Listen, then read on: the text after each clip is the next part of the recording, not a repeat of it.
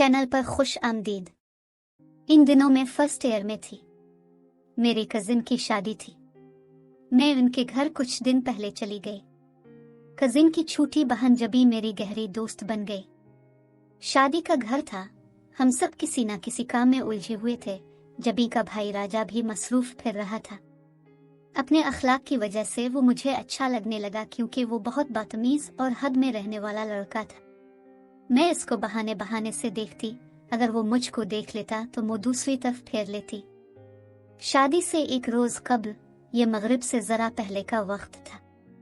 जबी ने कहा, छत पर कमरे में मैंने ढोलक रखी है, तुम जरा जाकर उसे उठा लाओ, रात को गीत गाएंगे। मैं भागती हुई सीढ़ियां चढ़ने लगी। आखिरी सीढ़ी पर अंधेरा था। मैं किसी से जोर से टकरा गई। अगर मैं इसको और वो मुझे थाम ना लेते तो दोनों ही गिर जाते। पहले तो हमें पता ही ना चला कि क्या हुआ है, क्योंकि दोनों ही तेजी में थे। फिर जरा होश आया तो देखा राजा मुझे थामे खड़ा था। अगले ही लम्हे में तेजी से पलट गई। खौफ से मुझे सांस नहीं आ रहा था। मैंने बहाना किया कि सीढ़ी पर कैट मेरे पैरों में आ गई। मैं डर गई, इसलिए ढोलक नहीं लाई। ये सुनकर सब लड़कियां मेरा मजाक उड़ाने लगी कि सीढ़ी में कैट ही थी ना, कोई जिन तो ना था। अब मैं उन्हें क्या बताती। शादी खत्म हो गई, हम घर वापस आ गए, मगर इस वाक़े ने मुझे बदल कर रख दिया। एक दिन फोन की घंटी बजी। मैंने फोन उठाया। राजा था। वो इस रात सीढ़ी वाले वाक़े पर माजरत करने लगा।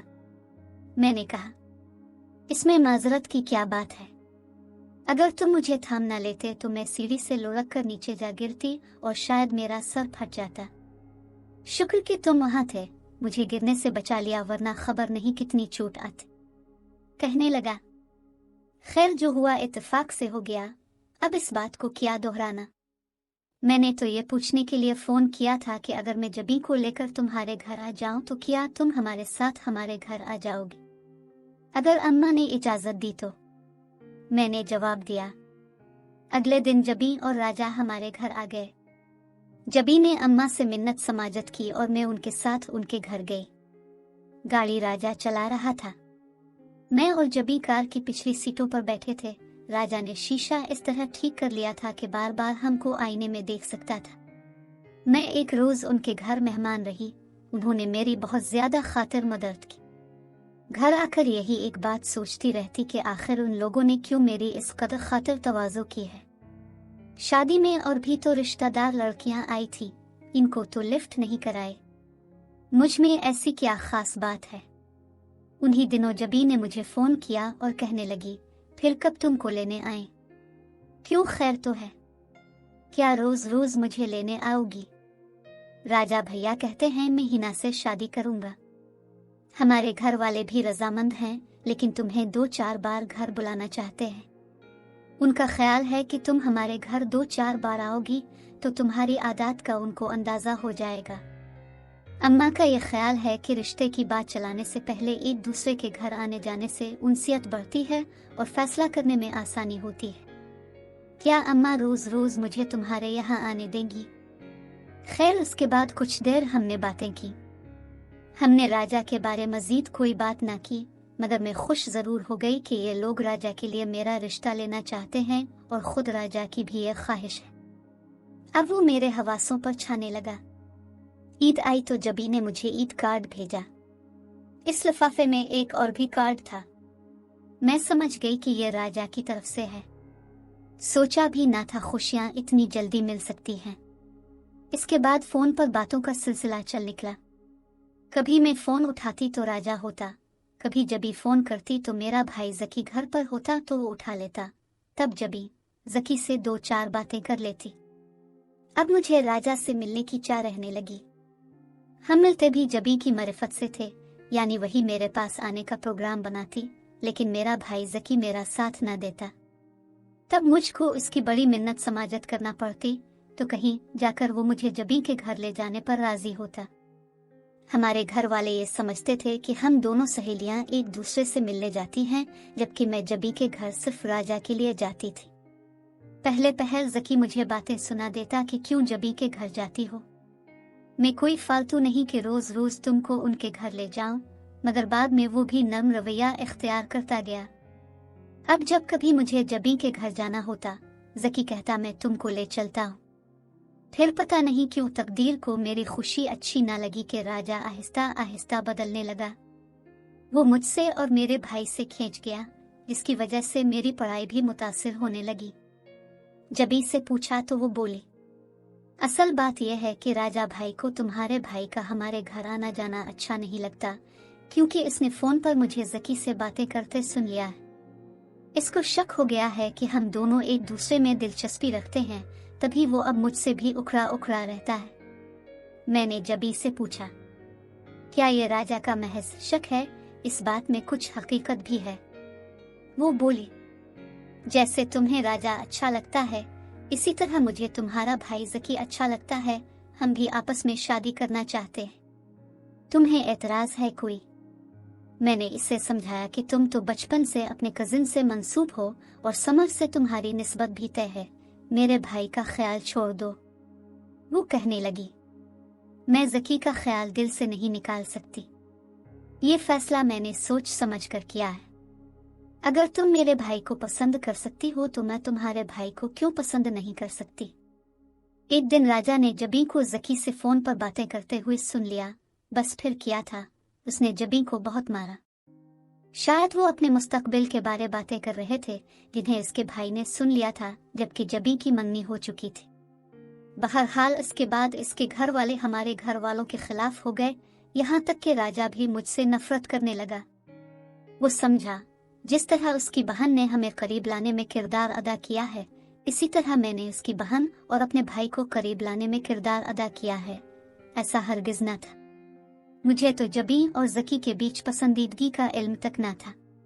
कोई भला किसी को इस अमर पर मजबूर कर सकता है कि तुम इससे मोहब्बत करो? राजा को मगर यकीन न आया। इसने मुझ पर शक किया और मुझसे नाता तोड़ लिया। मेरे तोहफे जला डाले और मेरे खत खानदान भर को दिखाने लगा। इसके अंदर ऐसी तब्दीली आ गई कि जिसका मैं तसव्वुर भी ना कर सकती थी। वो जो मुझसे प्यार करता था, जब अच्छा था तो बहुत अच्छा था, और अब बुरा बना तो बहुत बुरा बन गया। मैं इन दिनों को याद करके रो देती थी, जब वो अपनी बहन से मिन्नतें करता था कि हिना को घर ले आते। मुझे समझाता था कि मेरी माँ के सामने इस तरह बात करना, इस तरह रहना, दुपट्टा तरीके से सर पर ओढ़ कर रखना। इनको ये बातें पसंद हैं, वही करना, और ये बातें नापसंद हैं, भूल कर भी ऊंची आवाज में बात न करना। उनके साथ किचन में जाकर काम में मदद करना ताकि वो तुमको मुझसे ब्याहने पर खुशी खुशी राजी हो जाए। मेरी बहनों, अब्बा जी, भाइयों, हर किसी का ख्याल रखना कि उनमें से कोई हमारी राह में ना आए। ये वही था कि जो अब हमारे सारे खानदान से मुतनफ्फिर हो गया था। जकी को तो वो गोली से उड़ा देना चाहता था। मैं इन दिनों को याद करके रोती थी, जब वो मुझको कस्में खाकर यकीन दिलाता था कि मैं कभी ना बदलूंगा, हमेशा तुमसे मोहब्बत करता रहूंगा, मुझ पर भरोसा रखो। मैं तुम्हारे लिए एक बहुत खूबसूरत घर बनूंगा। हम इसको सजाएंगे, खुद मेहनत करूंगा, खूब कमाऊंगा, तुमको सारी दुनिया की सैर करूंगा। कैसे कैसे ख्वाब थे हमारे, जिनके लिए वो अपने वालिदैन को राजी करने में लगा हुआ था। मैं कहती थी कि तुम इतना ना अपने माँ बाप को मजबूर करना कि वो तुम ही से नाराज हो जाएं। वो मुझसे नाराज नहीं हैं। हमने मोहब्बत की है और हम शादी करना चाहते हैं, और ये कोई जुर्म नहीं है, ये तो हमारा हक है। और मेरे वालिदैन इतने समझदार हैं कि वो अपने बच्चों के इस हक को तस्लीम करने पर राजी हैं। राजा की ये बातें मेरा दिल बढ़ाती थी, क्योंकि मेरे माँ बाप उनके करीबी रिश्तेदार थे। वो भी दिल से चाह रहे थे कि राजा के वालिदैन मेरा रिश्ता मान ले तो वो इनकार नहीं करेंगे। क्या खबर थी कि सब कुछ इतनी जल्दी चौपट हो जाएगा, खुशियां हमारे कदमों को छू कर वापस चली जाएंगी। पता नहीं जबी को मेरे भाई से मोहब्बत की क्या सूझी थी, जिसकी वजह से मेरी मोहब्बत का चमन नफरत की आग में जल गया। अब तो राजा बिल्कुल बदल गया था। वो मुझे रोता देखकर नफरत से मुंह फेर लेता था। ऐसे में मैं क्या उसे मनाती, क्या दिल का हाल कहती, और क्या शिकवे शिकायत करती। उसने जबी को सख्ती से रोक दिया कि हमारे घर आना तो कुजा, वो फोन पर भी मुझसे बात ना करेगी। उसने हमसे सारे राब्ते खत्म कर दिए और मेरे भाई के लिए अपने दिल में बुग़्ज़ ही नहीं दुश्मनी पाल ली। वो अब जकी को जलील करने के चक्कर में लगा था, जिसका मैं तसव्वुर ना कर सकती थी। फिर उसके हाथ ज़की का एक खत लग गया जो मेरे भाई ने उसकी बहन को लिखा था। बस फिर क्या था, जो लावा इसके अंदर जमा हो रहा था फटकर बाहर आ गया।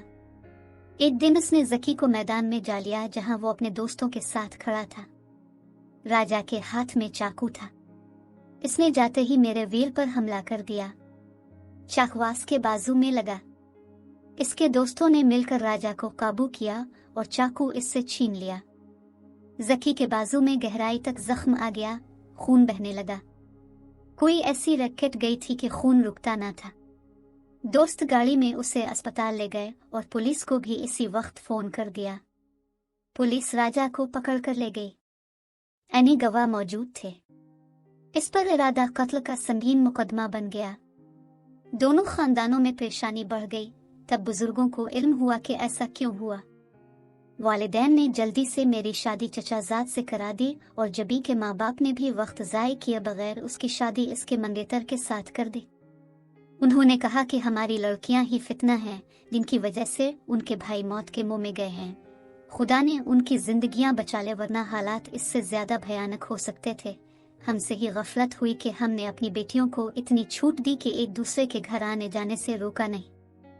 अब वो जो भी कहते हक बजानिब था कि उनको इस वक्त संगीन हालात का सामना था।